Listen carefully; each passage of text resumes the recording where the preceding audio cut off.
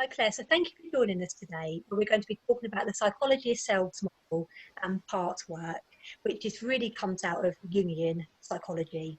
So would you like to start by telling us a little bit about your background, what really drew you to part work? Yeah, so thanks, Kate. Always a pleasure to talk about this stuff because it is so amazing to me. And yeah, so I started out, I work as a therapist. So I really work holistically. So I do believe that it's really important to work with a holistic approach so that we're taking body, mind and spirit into anything that we do, especially when we want to create change in our life. And so when I came across parts work all those years ago, thanks to your good self, it really helped me in so many ways. It transformed my thinking and really empowered me, I think.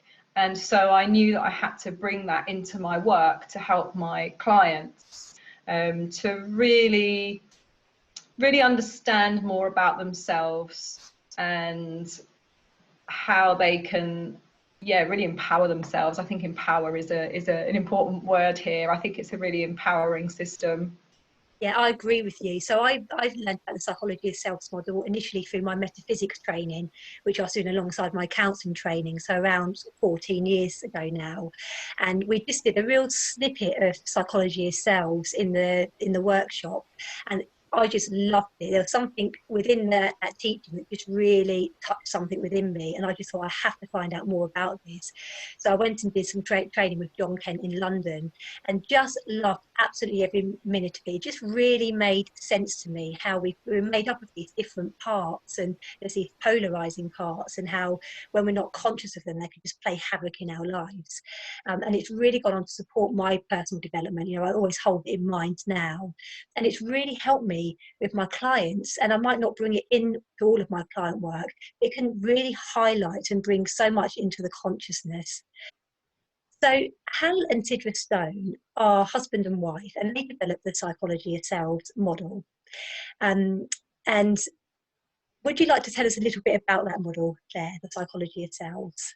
Yeah, absolutely. So the the psychology of the Selves model is the name that they gave to their overall framework of their work with the self. So they started working with the selves, and we also call them the parts, sub-personalities, energy patterns. All means the same thing, but those terms are used interchangeably. And this model really can help us to understand how they operate in our lives. It first of all helps us to become aware of them, and how they can limit us. They often limit us and sabotage us, causing lots of pain, and as you said, causing havoc in our lives when we're unaware of them, and really determine how we experience the world around us.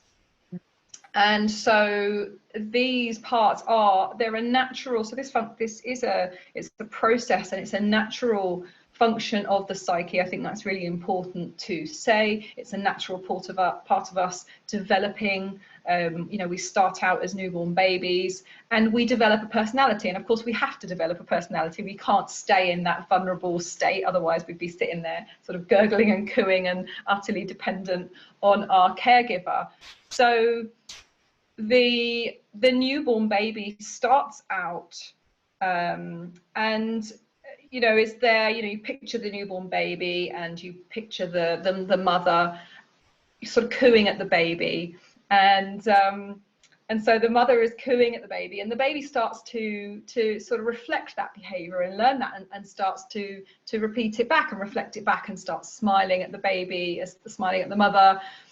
And at some point they realize that the mother really likes that, and of course it extends out to others as well, and of course that makes everybody happy, the baby's happy. And then there's a moment there where that can flip into being a natural behavior, into something that we start to do to please others. And so that can really be the start of us developing quite a pleasing part of us. And it's a natural thing because it enables our survival. You know, we're utterly dependent on our primary caregivers, usually our parents. And so, you know, it's like that we kind of, it's like a natural inbuilt thing to please them. And because, you know, they give us our food, our attention, affection, everything that we need to survive. And so what happens is that as we grow, certain behaviors become rewarded or punished. And so we start to learn what works for us. And again, this is, you know, it's a really intrinsic thing. This is what enables us to survive after all. And so behaviors become strengthened and rewarded, or they become weakened and punished. And we go forward with that in our lives throughout the rest of our lives. So, and we're not really aware of that most of the time. And of course it feels like we don't, I often refer to it as update the software. We don't update the software. And so there's often that, you know, little hurt child that's you know, that's reacting even as an adult. And so what happens, of course, is that we lose track of ourselves. We lose track of that innocent child, that vulnerability, and it gets kind of hidden underneath all of these layers of all of these parts. And there are an infinite number of parts that we can create in our life, and we keep on creating them. For example, you might become a mother at some point, and of course you'll create that mothering part, even if that's something that you didn't necessarily experience yourself. So you know, the parts keep on, these selves that, you know, they keep on being created to help us, and that's another important thing that I think really is important to emphasize, that they evolve from a desire to protect us. And which can seem ridiculous, because obviously later in life they're causing havoc and can be holding us back, but actually they evolve to protect us and to keep us safe, so that we don't do anything like that might cause us shame or embarrassment or shunning from society, or cause us to not be fed, you know, be locked in our rooms, or, you know, whatever other punishments we might have been threatened with or experienced. And sometimes these are implicit things, sometimes they're things that are said, don't do that, be quiet, you know, whatever it might be. You know, they're all sort of reactions from our primary caregivers, but then that extends out to people around us, our siblings, our families, our society, school, etc., etc. And so I think the problem is that we don't realize often that we have these parts. And so and more than that, we don't realize that we have these parts, but also what we don't realize is that we have a select few of these parts that are really running our lives. And learning that can really, really inform our lives. And we often talk about I, and of course it begs the question, actually, who is the I? Out of all of these myriad parts, these selves, these parts of ourselves, you know, who is that I when we're speaking? And it's such a mind-blowing question just to consider that for a moment. Who is I when we're talking about I? And what's that made up of? Yeah. And I really like the analogy that Howstone, I believe, you know, who's driving your psychological car. Yeah. Yeah. Absolutely. And this was reminding me as you were talking about, because Hal's background is actually in Jungian analysis. So even when we start to get into the more voice dialogue aspect, working with the parts, it can look quite gestalt and a bit like pansexual analysis. Actually, his roots are deeply in Jungian analysis. So what we're talking about here are the archetypes. And when we talk about the disowned parts, we're talking about the shadow and that shadowy aspect of self. And I believe as well that Sidra was a behaviourist. So when you talk about reward then, and that when certain behaviours get rewarded, that's what forms these parts. It just reminded me of the rats and pressing the button and getting the pellets, how that as we keep getting that reward, it kind of builds and solidifies that part of us that becomes the I.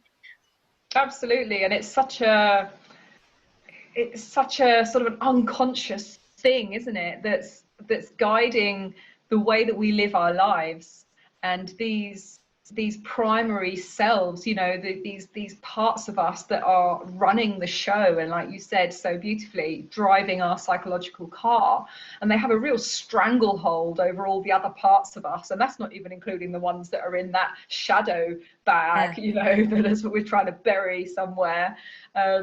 So yeah, and part of that model is to become conscious of these parts, the parts that are what we call our primary selves, and the parts that are disowned, the parts that are in shadow, and to be able to start the process of separating from that over-identification with those parts. And a really helpful way that I use to do that is to separate from, I think of the parts as the clothes in our wardrobe, and they are things that we can put on and take off, but they're not our skin.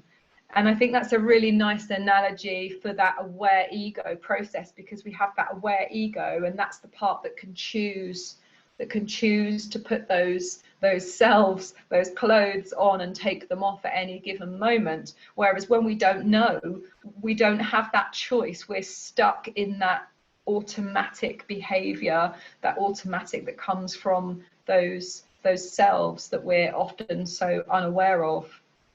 So really what you're saying is, what I hear is that part of this process of developing that capacity to choose and to be aware. Absolutely, yeah. If you think so often with people, you know, they're stuck in patterns of behavior that they just can't get out of, and when you understand the model, you realize that that's what's going on, that we're stuck in those primary selves that have got that stranglehold, and they kind of won't let us look right or left or consider anything new. And so it's really vested in keeping us safe, and keeping us safe means not exposing us to change or anything different. It really is a kind of a stranglehold.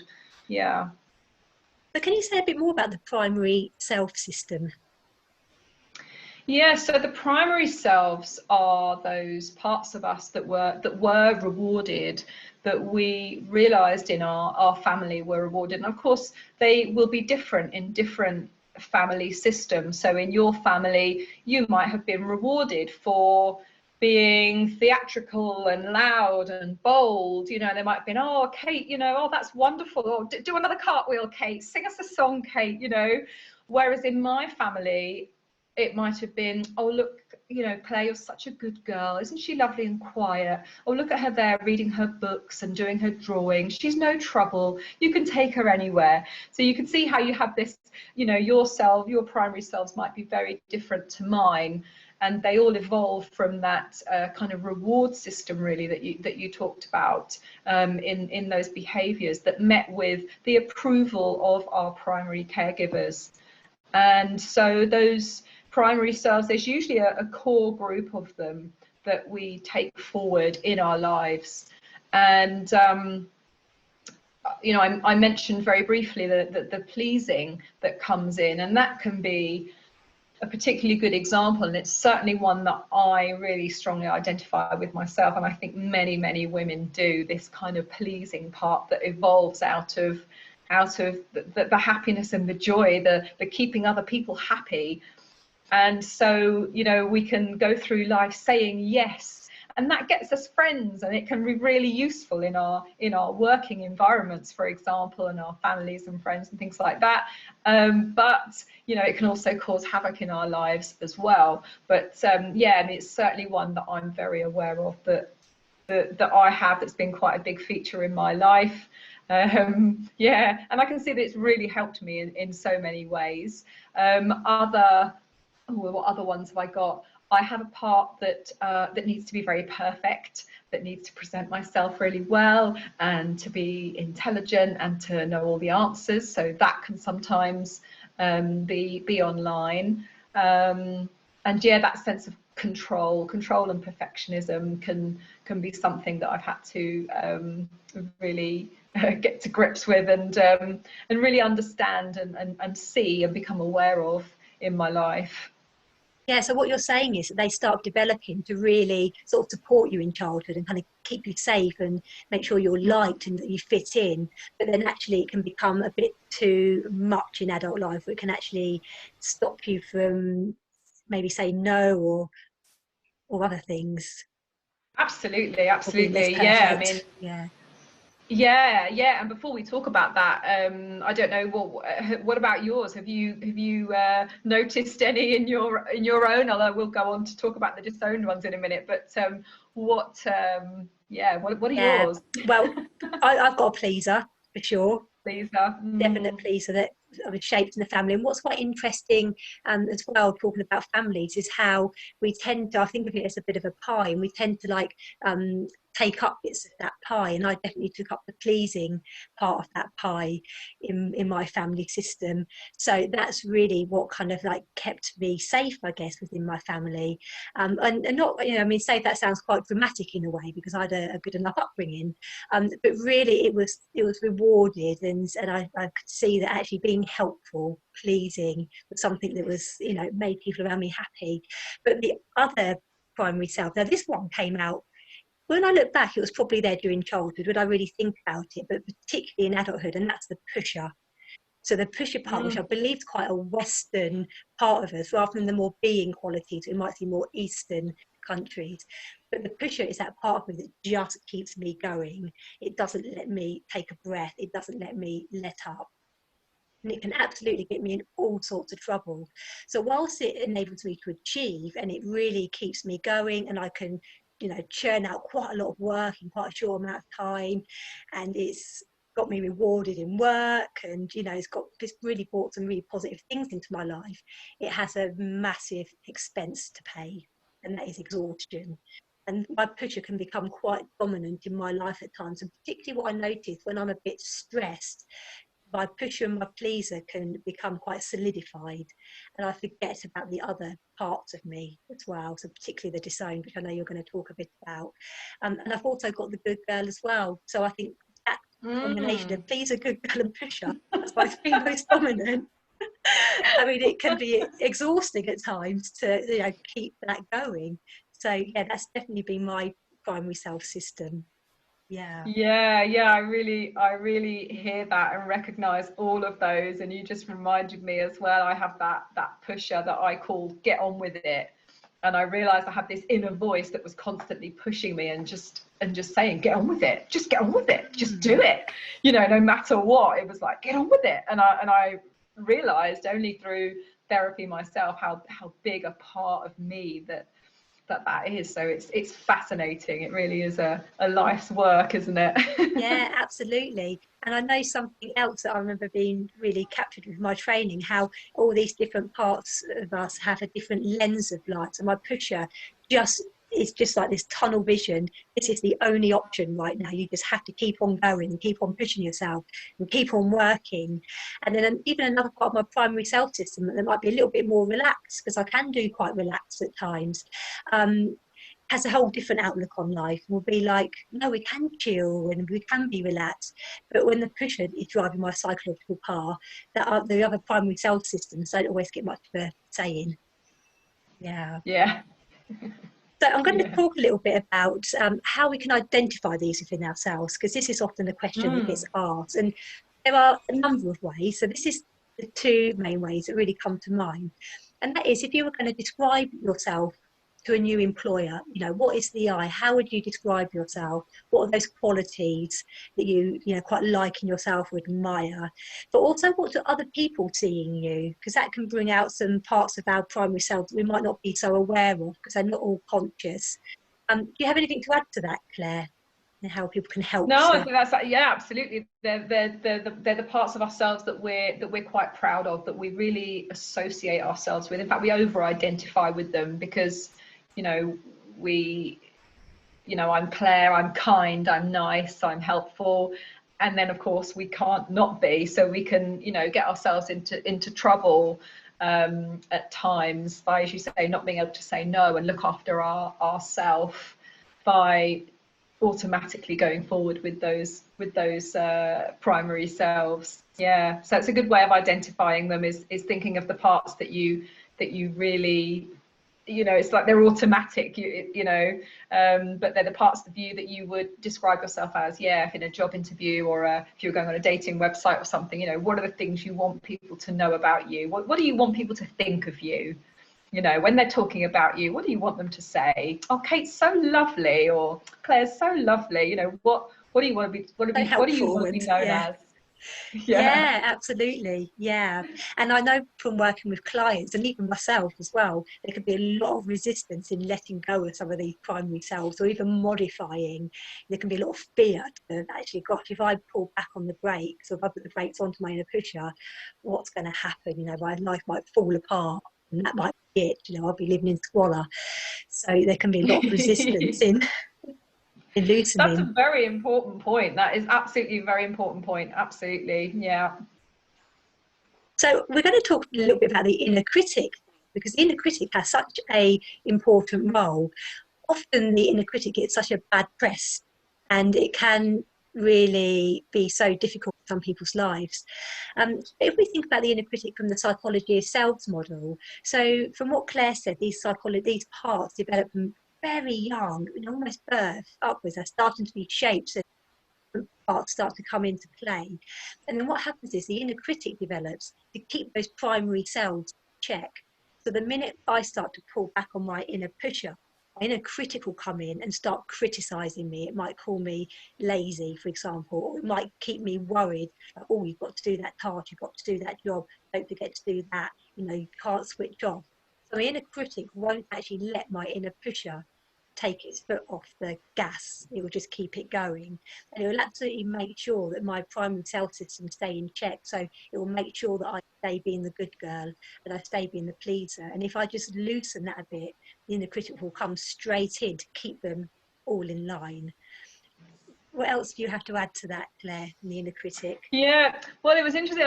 I was thinking back to when I first learned about the inner critic. As you say, it's a really harsh voice that can really, you know, really destroy our life in so many ways. You know, when we're not aware of the part system and we're not aware of the inner critic, we think it's us that feels this way about us.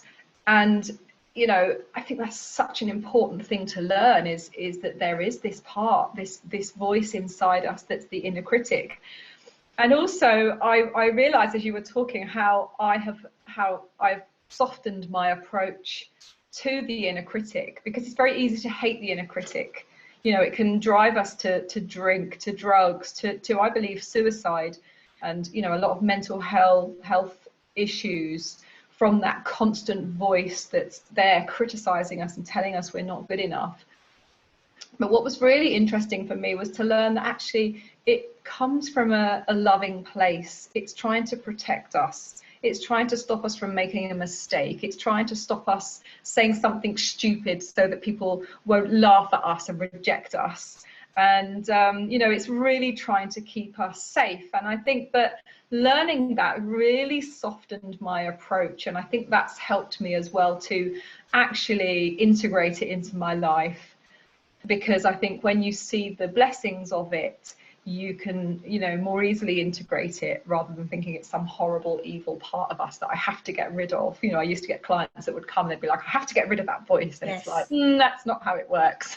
It's all about integrating and integrating and accepting and loving all of these parts so we can love ourselves. But I think there's a lot of work that we can do with the inner critic to really soften that voice. So becoming aware of it first, and then softening it and using it actually as a force for good in our lives potentially as well.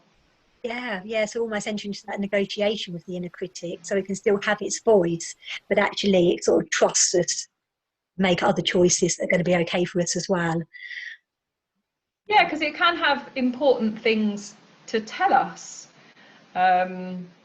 So it can help us to, you know, it can help us to kind of think twice almost, so that we can keep ourselves safe but still do it. So it's like, okay, you know, you might open the fridge and I don't know, be trying to lose weight, and then there's that voice saying, oh, you're such a blah blah, you know, fat, greedy, whatever, you know, which sounds really harsh. But actually, if you can soften that voice and be like, well, you know, you started a new plan this week because you wanted to be really healthy, didn't you? So, you know, is this a good idea? You know, you can kind of use it, you can soften it and perhaps get it to help out, rather than be this savage, horrible, oh, you're too fat, you look this, you look that, and oh, you look awful in that outfit, and you know, it's this sort of horrible inner narrative. So, you know, anything that can transform that can really start to help us on that journey to self-love and self-acceptance, which is utterly transformative. Yeah, and I really love the word of integration as well, because I always remember this image that John Kent uses, and I don't know whether this comes from Helen Sigler Stone, of like how we're walking into life with our arms around all of our parts of ourselves, and I have inner critic as well, and we're walking forward with all of us rather than trying to shove them in different directions and get rid of them. Yeah, that's such an sorry, I was going to say, yeah, I was just going to agree with you that is such an important thing to add, that this work is very much about integrating all of the parts, and I think that can't be emphasized enough. It is about accepting all of us and bringing all of us into the fold, and finding the gifts in each part, actually. Yeah, I think that's a really important thing to say. Well, this really leads us nicely into the disowned selves. So can you say a little bit more about the disowned self system? Yeah, so the disowned parts are really the parts that we exclude from our life. They're the parts that we are disgusted by, that we're ashamed of. And in fact, sometimes we're so ashamed and disgusted of them that we deny them. You know, we can be really in denial about these parts and very much project them onto others, and so often we can identify them in that way by the things that we accuse other people of, the things that make us angry and annoy us or irritate us, and they are part of what we call you know, they're also referred to specifically as the shadow selves. And there's many images about putting those parts into our sort of shadow bag that's kind of hidden somewhere. I often think of them being sort of locked in a box underground. You know, we really try hard to really hide those things. And of course that then means, I mean, they, as I say, they come like the other parts from protection. They're trying to protect us, but you know, that sense of shame can really restrict us, and the effort, think of the effort that we put into to not exposing those parts of us, because we're so frightened, because we think, oh, they love me like this, but if only they knew that about me, they would hate me, they would reject me, they would, you know. And so we have a really strong suppression that's going on, really trying to keep all of that down, to keep that hidden, to keep that suppressed, so that nobody ever gets to see us in that way. And of course, in doing so, we can really keep ourselves really small. We can sabotage, we can you know, go into addictions, self-harming, depression, and as I say, suicide. You know, because we can't access these parts of ourselves, and we feel so ashamed of them. So, you know, we think those parts are safely locked away, but the sad thing is that, well, maybe the good thing, we're not quite sure, is that they find ways to come out, and they do come out, and they come out sometimes in the most unexpected ways. Often when we're really emotionally in a situation, they can come out. If you think about somebody having a road rage incident, you know, they might be a lovely, kind person under the pleaser, and then someone cuts them up, and it's like, you know, it's out of the bag. And it's quite interesting, because often we don't recognize ourselves in those parts. You know, you could go out and get drunk, for example, and you could be the life and soul of the party and do all sorts of things, and then the next day that's, you know, some of the parts that might have snuck out are firmly back in the bag, and of course the shame comes in and can be a real, it can literally be a killer for us. And it just sounds like there's a lot of shame, and it was reminding me of the inner critic, how the inner critic just really comes into its own when it just wants its own self to stay away. Yeah. Yeah. Absolutely, yeah, it can really, really cut us down, and make us feel really low. And you know, it's a horrible place to be. I think we all know that feeling because we all have these disowned parts in us. So we know how that feels when someone gets to see something of us that we wouldn't want them to see, a behaviour of ourselves. You know, it might be losing our temper, or any number of things. And often they're obviously they tend to be the sort of the flip side of the parts that are in the primary system. So for me, for example, that part of me that's a pleaser, the disowned energy, is then the opposite of that. So that might involve me being able to say no, or to have a real strong voice. And I can see that having those two parts so out of balance like that, it's led to a lot of problems in my life. So, for example, I find it very difficult to say no. So, for example, I couldn't say, if you ask me to do something, I'll automatically probably say, yeah, of course I can. And then afterwards I'll be like, oh God, I haven't got time to do that, or I can't do that, or oh my God, you know, and all these other things come in. So yeah, it can really stop us from feeling into our own desires. We feel like we have to go from that automatic place of that primary self. So the disowned part would be that part of me that wants to say no, that wants to set a boundary, that wants to not have to be nice all the time, that wants to have a grumpy day, that wants to, and this is one of the sad things I've discovered in myself, is, you know, that wants to be accepted for who I am, but is stuck in actually having to be nice and kind and perfect and lovely, and perfection plays in there as well. So that can be really tricky, because actually then how do you show yourself to be, God forbid, less than perfect? How do you show yourself to be needing help? How do you show yourself to not have all the answers, or to, you know, need help? So yeah, it's a big one. It is, and such a big pressure to keep those primary selves in check. There's such a massive amount of us then that we're just denying access into our lives or expression. It's absolutely. And think of that energy, the energy that's involved in suppressing all of those natural parts of ourselves. The suppression there, the energy that it takes to hold all of that stuff in, it's tremendous. and why it can and a work that, you know, it's a real life work. You know, I'm still unraveling all of that. You know? Absolutely, yeah, and that's it's a life's work, definitely, yeah. And I was going to say, with that pressure, you know, when we might have a glass of wine or get into a bit of a stressful situation, how that lid can just lift and explode because of that pressure. It's been like a pressure cooker that's keeping those down. But it's important to say as well that you know, sometimes when we think about doing this work, actually, that people can think, oh my God, you know, I'm going to have to get in touch with all of these parts, and they can, that, you know, you mentioned this earlier briefly, have a level of fear around that, thinking, oh my God, you know, am I going to turn into some horrible tyrant now? You know, if I stop being a pleaser, I'm gonna have to be this no person, you know, this raw kind of person. And that is really the work, you know, that integrating. So it doesn't have to be that way. So yeah, don't be scared that that's what it's gonna mean. It's just gonna bring us into a bit of balance, I think, which is healthy.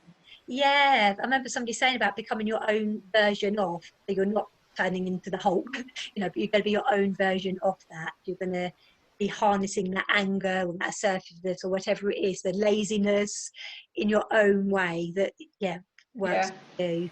And I like I think of it as sorry, I was going to say, I think of it as seasoning in your dinner. You know, you want a little bit of salt and pepper that adds something nice, but if you stuck in the whole tub, then your meal would be ruined. You know, it's a sort of an analogy how we can bring in the gifts, because of course there are lots of gifts there hidden in those shadows. You know, I mean, for me in my life, to be able to be assertive and you know, not have to be, yes, of course I'll do anything you want me to do, you know, like a little puppet, you know, is life changing and can really help me to create what I really want in my life.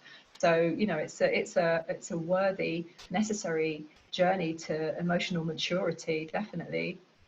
And that is, it's really fascinating, isn't it? And I can really tell, as we've both been talking about these disowned selves, it's like there's just a lot of energy between us. That's like, yes, there's so much to think about and want to share. And I was just thinking, actually, would it be useful to think about some more quite common primary self systems and their opposites? So I'm thinking of like the person that's developed that real sensible, responsible primary self, and that opposite could be that kind of irresponsible, that carefree, not caring, and how it can Mm. be quite threatening to think, gosh, why would I want to bring in a nonsensical part of me? But actually within that, the gift might be to be just a bit more relaxed and carefree, and to let other people take responsibility for themselves rather than needing to do it all themselves. Um, yeah, can we think of any more sort of those quite common? Yeah, I often, you know, it makes me think of that image that kind of sums it up for me, which is that you know, often it's the mum in the kitchen on Christmas Day, you know, and she's doing all of the cooking, and people are popping their heads in and saying, "Can I help? You know, do you want any help?" It's like, "No, no, no, no, you go sit down, you go enjoy yourself." And you know, that builds and builds and builds, and then of course at the end of the day, you know, she's utterly exhausted and might start to feel resentful. Mm. You know, yeah, it's quite an interesting thing. And as you said, you've got these, it's a good way to see it as these two extremes, and that really is the essence of the work, that they are totally polarized, so that you've got this sort of positive trait over here and this negative trait over there. I think lazy is another one, you know, lazy, which is kind of similar to what you were mentioning. You know, you've got your pusher over here that's driving you and really judging anyone that's lolling around relaxing. You know, it's got to be doing something.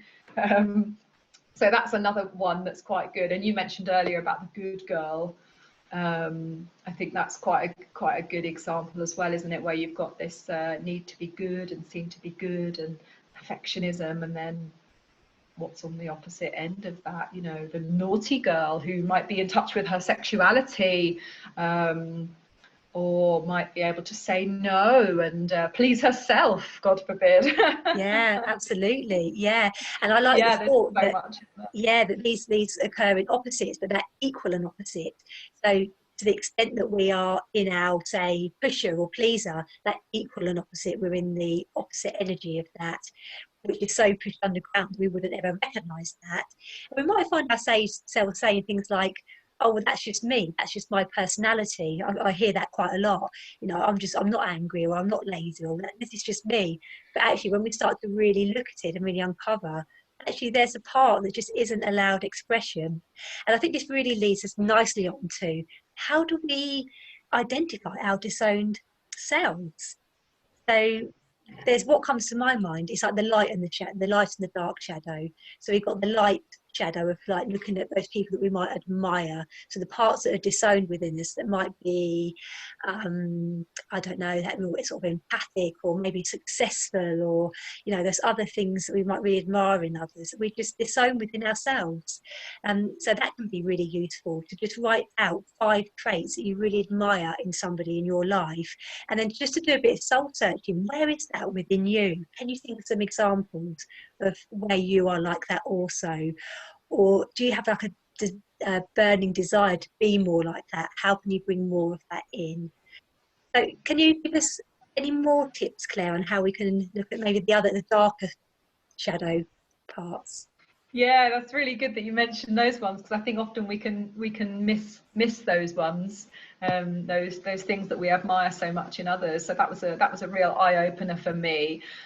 Usually the disowned selves are the things that are things that we feel shameful about, that we're, you know, embarrassed about. So, you know, it's quite interesting to yeah, to look at it in that way. So we can identify those quite easily, because those are the things that we criticize other people for, that we don't like in other people, that we judge in other people. So every time you have you know, something that happens, someone says something and you're like, rah, kind of, you know, that comes out, that there's an element of judgment in there. And it, you know, that analogy of the finger, you know, every time you point a finger, there's three fingers pointing back at you. So, you know, those three fingers are trying to teach you something about yourself, because of course the universe is always trying to bring you to wholeness, which is what this work is about. So, you know, that reaction is a way for you to learn something about yourself and to learn those disowned parts, an opportunity for you to get in touch with those parts of you. So yeah, the things that you judge in others, that you absolutely hate about others, the things that you are like, I would never be like that, or he's such a this, or oh, she's such a that, those kind of things. So yeah, you can write yourself a little list of the things that you really don't like. So think about people, whether they're people you know, or celebrities, or politicians. That's always a good one. You know, think of those, and think of the traits that you really don't like. And of course, what's interesting is that they'll inevitably be the opposite to the things that we identify as our primary selves, in that sort of polarizing action that I mentioned. Yeah, so thank you. That's such a great explanation. And that's the real classic summary of projection. So we talk a lot about projection in this psychodynamic course, and that is really the seat of it. And this helps us to really start to own our projections. And we can do it in quite a light-hearted way. We can almost have that kind of rolling our eyes at ourselves and like, there I go again, that's my stuff. And to, you know, to really develop that fearlessness about sort of embracing this work. And I'm really glad you talked about wholeness and how the universe, it's a bit like the ecosystem, it just wants that balance and that stableness. And that really reminds me again of just the arms going around all of our disowned selves and primary selves and all those parts of us, and to walk forward into life with our whole self. Yeah, I love that. Yeah, definitely. I think that is a really lovely image, you know, holding all of those together and bringing those into ourselves, because we have to remember that ultimately these are parts of ourselves. So this is still us that we're talking about. So when we're disgusted by parts of ourselves, then there's an incongruence there, isn't there? There's a kind of a dissonance there. So, you know, I think that is the journey, that is the work to get to love ourselves, because I think that's when the magic happens, when we start to love ourselves. And that's a real journey, and that's something in our society that's you know, again, a bit disowned, that, you know, being able to love ourselves and be okay with actually being able to say that. You know, I did an exercise the other night where somebody said about you know, say 3 things that you love about yourself, and every single one of us struggled to say those things. It was like, oh, you know, so disowned. And interestingly, he is somebody who's you know, worked as a healer, working on a sort of a psychic level, and he said that, you know, nearly 100%, you know, the high 90s of all illness that he's worked with over the period, it comes from self-worth. And so if we think of having a lack of self-worth as being the cause of all disease, and therefore all problems, issues in our life, really, then I think learning and identifying the selves and welcoming them into our lives, and finding that wholeness and welcoming them in, so that we can really love ourselves truly, is the work. That's what's going to keep us well. I personally believe that that's what's going to keep us well. That's what's going to keep us healthy, because, as I say, where's all that energy going that we're using to suppress? Absolutely, You know? yeah. Where is that going? There's so much effort. I know when I've, you know, I mean, talking about the voice dialogue, but I've also done a bit of shadow work, and I know that standing there, I'm just remembering that feeling of standing there when I was able to just let go of all of those, and the emotion, and the, oh, you know, just thinking about it really just takes me there. Just to let some of that out in a safe space was, you know, was incredible, and something that so many people don't ever do or get the chance to really do, you know, which is which is heartbreaking, really. So it's so important, this work. It really, really is. Thank you for sharing that. And I'm just thinking one more area that we could be really useful is to ask yourself the question: what would be the 3 things that you would hate to be accused of being like? You know, what would be the ultimate 3 things? And I think that can really get into the shadow. And what I really heard you talk about with your story then is just how important it is to befriend the shadow, you know, to befriend those parts of ourselves that can really help with that self-worth. And as we take back our own projections from other people, how they can become our teachers on our path. You know, those that cause us the biggest problems in our life are ultimately our biggest teachers. And when we can really take back those projections, you know, how powerful is that? And you used the word empowering right at the start. You know, how empowering that we've got control. We can take back that projection and just go, hang on a minute, I'm going to just hold that out here and just have a look at it for a moment and take that back into myself and see what the gift is in that.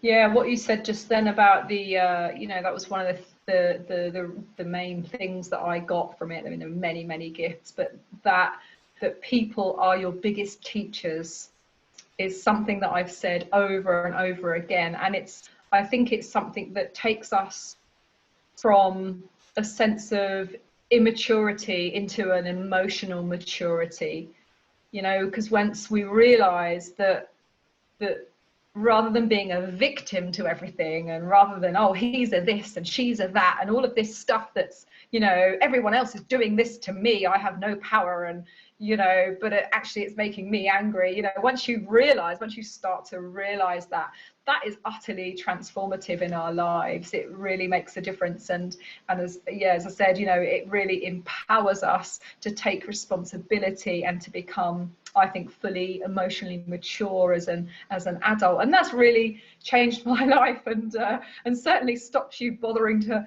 argue a lot of the time, because you think, why am I arguing? This is about me. Hold on a second. You know? Absolutely. A little bit less wasted energy. Yes, yeah. So yeah, that's a really good lesson. Yeah, absolutely. People are your biggest teachers. Transformative. Yeah. So let's talk a little bit about voice dialogue. So can you summarise what voice dialogue is? Well, I think of it as the conversation between those parts, the process of us developing what we call the aware ego. So as I mentioned earlier, that sort of analogy helps to illustrate it, that idea of all of these selves being sort of coats or items in our wardrobes that we can take on and off. But when we're overly identified with them, they're like our skin, and we can't take them off, we can't change them, you know. Yeah. And so if we can step back from those, then we can step back from the automatic behaviors that keep us trapped. And so voice dialogue is a way for us to engage and have, you know, I call it inner voice dialogue, that sort of inner dialogue, which of course in a client session becomes a sort of an external externalizing of that, where we work through and identify parts. So we'll identify, for example, a primary self, and we'll identify a disowned self, so that we can start to integrate those and start that process, that journey to wholeness. So it's really about becoming conscious and working with those selves to start to really get in touch with them. Yeah, that kind of feels it to me. It's that, I think developing the aware ego is kind of the main element. I don't know if there's anything you'd add. Well, I'll just add a little bit about how that might look in the session, because it's a really unusual way of working, and it's very different. It can look a bit like the empty chair work, but it's not quite the empty chair. So where you have the facilitator and then the client, we call them the client, in the room, so in like a therapy space. But in my experience of working with this, we'd be more sitting in an upright chair to do the work rather than the more relaxed chairs inviting counselling. So I'd have had my clients sitting in other chairs. Then the facilitator would invite the client to just move their chair to a part where their say inner critic is, or the part that they want to talk from. So there'd be that dialogue first, of which primary self would you like to explore a bit more? And it might be, say, the pleaser. So can you just move your chair to a part of the room where your pleaser is? And then the client would move their chair to the pleaser and then talk from that part. So as a facilitator, I would have a conversation with the pleaser of that person. So if I was talking with your pleaser, I'd be like saying things like, so how long have you been in Claire's life for? And just questions like that starts with that real separation process from like the awareness and then these different selves. And there's a number of questions that might be asked to really enable that part, to say the pleaser, to really express themselves and to experience themselves. So it differs from like regular counselling, where it's not about getting that self to work themselves out, but it's about getting them to really fully express themselves. So we might ask questions like, how long have you been in Claire's life for, and what's your function in her life? How does Claire know that you're around? How much of this room, if this was Claire's psyche, how much of it would you take up? So there are a number of questions. What other questions would you ask that really help them explore themselves, experience themselves? Well, interestingly, I was just thinking that sometimes I use it in a slightly different way, which is an energetic way. So sometimes I found that clients sort of can't quite get there. And so sometimes I'll get them to do it in a sort of an energetic sense. So some people are very into energy, so they might be drawn to an energy. They might be drawn to somewhere in the room, for example, or just get them to move their chair, or various other ways like that. So that's another important thing to say, because sometimes people can find it difficult to go in, I think. I don't know if you found that in your work, but sometimes people can have a bit of a, I'm not sure about that. Or they can't quite, I don't know where to go. So sometimes it's like, just go somewhere and allow something to come as well, which is quite energetic. So that's quite nice. Questions, I think, things like, I think it's very important that they're very non-judgmental, that they're very conversational. And as the facilitator, you're very much matching the energy so that part feels safe and not judged and okay to come out. So very conversational. So it'd be like, so how long have you been a part of Kate's life? And what kind of things do you do for her? So very, very kind of light and conversational, so that the part gets a chance to really experience itself and be heard. And often it can be the first time it's had that opportunity. I remember John Kent saying about, just imagine you're at a cocktail party and you're meeting people. Yes. It's very much that essence. You're meeting people, you're really trying to get to know these parts rather than trying to work them out and trying to get them to stop doing something. It's about getting them to really express themselves rather than being really like locked in the unconscious. And that's something that I've really taken away with me, and it really helps me to shape my questions and my way of being with these parts. Yeah, definitely. I think it's really important to keep it very non-judgmental, very kind, and like you say, how you would in a cocktail sort of party, or some kind of nice, friendly, safe environment, so that these parts can actually come out and really experience themselves and be heard and have a voice. So it's not about judging them or punishing them or, well, why did you do this? Or, it's really very gentle, in a way that you would speak to somebody if you met them at a networking meeting, or you're trying to find out about somebody without an agenda. So yeah, I like that. And it's interesting to see how different parts sit, because each of our parts, that energy system, we have a different view of life, we have a different tone of voice, each part has a different body language, even clothing. So different parts might have us wearing different things, and that's quite interesting. As the client moves their chair, how sometimes they might sort of sit on their hands, or they stiffen up, or they might really relax, or just want to go lay on the floor. And it's so interesting just observing just that energy and how it just shifts. Because then when they come back to their chair in the middle, which we call that aware ego space, that's the space where they have choice, we can then really reflect on that. So when you were in your inner pusher, I noticed your shoulders were quite up high and your tone of voice was quite strong and your focus with your eyes. Then when we went into the opposing energy, that more being energy, you were so relaxed and soft and your voice is a lot softer. And from a neurological perspective, that can help those neurological pathways. As we kind of have that reflected back to us, it can really solidify that, and so it can really help us to make choices. And when we go into that pusher, we can start to think, gosh, yes, my shoulders are really high, I'm in my pusher now. Actually, how do I want to be? Can I approach this from a bit more of a flowing, soft way? So it really supports that process to really feel the energies in their entirety, and how it feels to be in your inner critic and your pleaser and those more disowned selves. So that's what I find really fascinating about the work.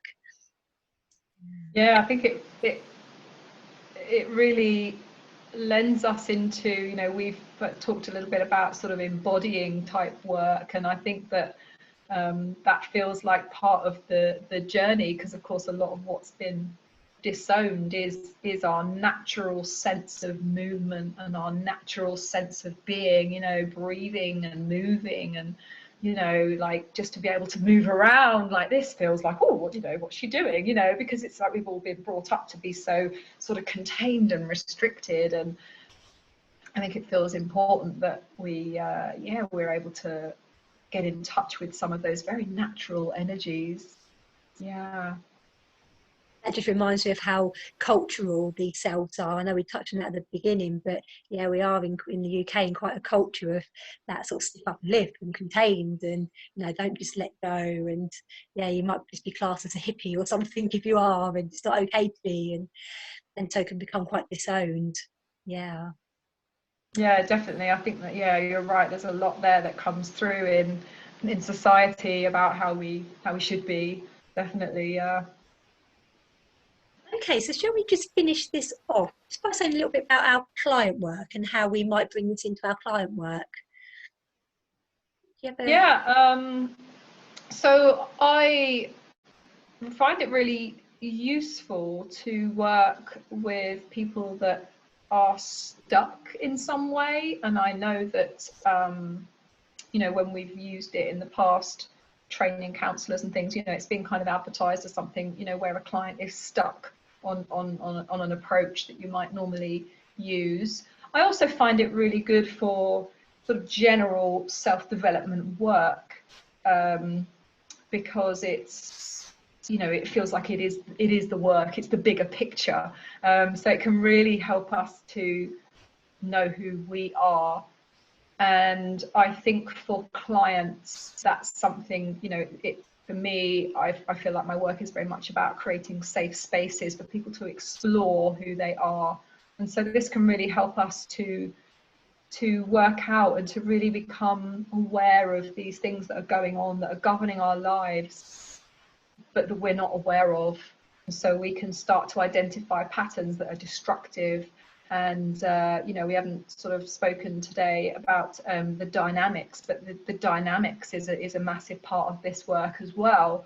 The dynamics that come in through the operation of these selves, and so that affects every area of our lives, because it's going to affect our relationships, because if we're constantly being triggered, like we talked a little bit about, that tells us something about ourselves. And so I think I've used this work for relationship work, and not just I've used it in my own personal romantic relationship, but also in terms of work, in terms of personalities that people might be having difficulty with in a work situation, in a relationship situation, with children. You mentioned earlier about the way the parts are almost divvied up between your children. I find that fascinating.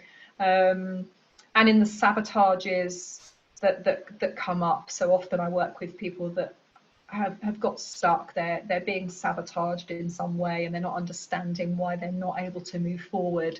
So I find it a really freeing tool. I think it really helps to bring us into freedom, is the way I think of it. And without all that mental chatter and suppression that's going on, then there's a sense of freedom and joy. A lot of my work now is around allowing us to create the joy, and I think part of that comes from allowing us to drop that burden, be in our body, and get in touch with some of those vulnerable energies. because we've often gone through life being stuck in who we think we should be, and so finally we can start to be who we really are, who we really want to be, without the shame that holds us back and all of those patterns. So it's something that you can use so much, you know, for clients. It's, you know, it really is unlimited, isn't it? Because it comes into everything, you know, how we feel about ourselves. Even if we're doing body work, it's a sense of holding on to tension, you know, because I do, like yourself, do, you know, physical work as well, around massage, as well as you know, the head stuff, and it all comes into play. And I think the parts work informs all of it and can really help us to get in touch with our fear as well, because it's such a massive part of everyone's life at some level. You know, we might think we're not very frightened, but it's like, I bet you lock your door at night, I bet you close the windows, I bet you lock your car, I bet you bet you lock your phone. You know, it's like, oh yeah, I didn't realize. So yeah, this self-awareness is something that can help absolutely everybody, because we've all got all of these parts going on. We've all got the disowned energies, we've all got the primaries, and if you don't know that they're driving your life, then you're not really in power of your life. You know, you're not in control of it, because you can't be. Yeah, you almost stay asleep in a On sense. autopilot, aren't you? Yeah, autopilot. I like that metaphor. Yeah, Yeah. And what I'm hearing is that it can be just such a tool for personal development, and it can really come into all of our client work, whatever the issue is that our clients bring. It can really play an important part. And I know that I really start when my clients are talking about, when I'm hearing these parts being expressed, I will sort of help them to name them, or I'll just be really explicit. So a part of you feels this, and a part of you feels that. And what I find this really useful is to support clients to really hold those opposites. So yeah, I can be both a pusher and absolutely lazy, or a beer. I can be both, and actually both are worthwhile in my life. And you can help clients to hold those opposites, rather than, no, I just need to be that and I want to push the other one away. So yes, I'll really support my clients in really naming them. And when it comes to using voice dialogues, where we actually is more of that structured moving the chairs about, I might just bring that in just like once in a piece of client work. So a bit like what you were saying, you know, when you really notice that stuckness, when you're sort of really not moving forward with something, or a client feels really stuck in a certain default position, they might go into a child in relation to somebody in their life. Let's have a talk with that child. Are you up for doing something a bit different today? And I'll explain what voice dialogue is. And usually by that time, the relationship is developed enough that they trust me to go with it. And then we'll do a bit of chair work in the room, and it's often so revealing. And also one of the questions I'll ask is if that part had a name, or how do I ask you in the future? And then we'll often refer back to that part in like future sessions.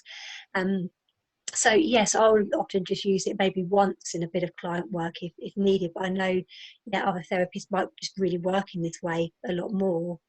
And something else that's really come into my mind, it'd be interesting to see whether you've done anything similar, is that I'll draw out my parts, and I think that can be really useful. So I might invite my clients to draw your inner critic, and make it into a caricature. That can be quite fun. So that make light of your inner critic. Or to paint, and to work in different ways, and to write. Have you done any writing, like non-dominant handwriting, or any kind of No, it's not something that no, I haven't needed to do that. I can understand it might be a tool for people. It's not something I've been drawn to, but I have done a little bit of the drawing, as you say. That can be quite nice. But I do like taking people on a journey of getting really inside their body and sort of embodying. So that's something that can be quite nice to work with. I think that's probably the way that I use it most, really sort of feeling into the body and the experience of that, and being quite playful with it as well. And I think that embodiment is so important, just to really help us to experience the energies of those different selves, because then we can really notice it more when we're going into them. Yeah, definitely, because I think that clamping down has a real effect on our bodies, and I think most people have that from conditioning, you know, really you know, I realized more recently doing breath work how much my breath has been restricted, because when we, you know, when we as a small child are often first exposed to these things that, you know, the don'ts and the don't do that, or you shouldn't do that, and you know, we literally sort of take a breath in and we, you know, we kind of almost stop breathing, you know, and that gets sort of trapped within us. And so I think the voice dialogue for me has been a sort of a first step to really working in a much more embodied way for myself and for my clients.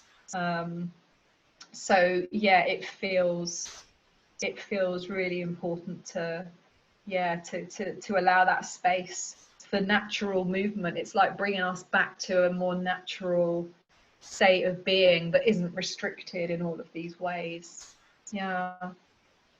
Well, I think that's a really good place to end this conversation, Claire, just really with that held in mind. Yeah, so thank you for joining me today.